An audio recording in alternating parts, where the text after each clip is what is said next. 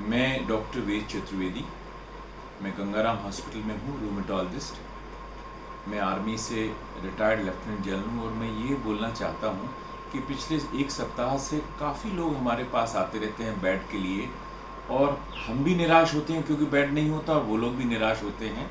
तो यदि आपको बेड ना मिले तो क्या किया जाए, इसका नाम मैंने रखा है home hospitalisation. Means ideal situation तो है कि आप यदि आपको ज़्यादा बीमारी है तो आप हॉस्पिटल में एडमिट हों, बट हॉस्पिटल में बेड ना मिले तो क्या किया जाए, इसको बोलते हैं होम हॉस्पिटलाइजेशन। इसके लिए आप क्या करें, देखिए माइल्ड डिसीज़ है तो आपको कहीं जाने की ज़रूरत नहीं, घर में रहिए, 6-7 दिन में ठीक हो जाएंगे। बट यदि आपको बीमारी ज़्यादा है और आपका ऑक्सीजन लेवल जब कम होने लगता है तब आपको हॉस्पिटल की ज़रूरत पड़ती है, तो आपके पास पल्स ऑक्सीमीटर होना चाहिए। यदि आपका ऑक्सीजन सेचुरेशन 94 के ऊपर है तो कुछ करने की ज़रूरत नहीं है, 94 से नीचे जाता है तो आपको थोड़ा चिंता का विषय होता है। तो आप क्या कीजिए कि आप एक चीज़ प्रैक्टिस कीजिए कि पेट के बल लेटने को, जिसको कि हम बोलते हैं प्रोन पोजीशन।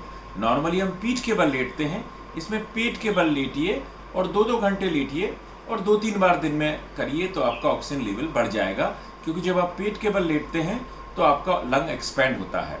दूसरा चीज़ है, जब इससे ठीक नहीं हो रहा है तो आप घर में ही ऑक्सीजन सिलेंडर या ऑक्सीजन कंसंट्रेटर ले लीजिए। दोनों में क्या अंतर होता है कि ऑक्सीजन सिलेंडर को बार बार रिफिल करना पड़ता है, ऑक्सीजन कंसंट्रेटर एटमॉस्फेयर से ऑक्सीजन लेता है, थोड़ा महंगा होता है, बट दोनों चीज़ें घर में रखी जा सकती हैं। समझ लीजिए आपने 1-2 दिन किया और आपका ऑक्सीजन लेवल नहीं बढ़ रहा है तो आप किसी डायग्नोस्टिक सेंटर में जाके सीटी स्कैन करा लीजिए, या सीटी स्कैन में माइल्ड कोविड आता है तो ये सब चीज़ें कंटिन्यू रखिए, ज़्यादा परेशान मत होइए।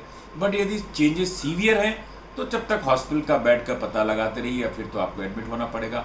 और यदि मॉडरेट है तो आप अपने क्या कीजिए, लोकेलिटी में एक डॉक्टर के टच में रहिए, जिसे हम लोग बोलते हैं टेली मेडिसिन।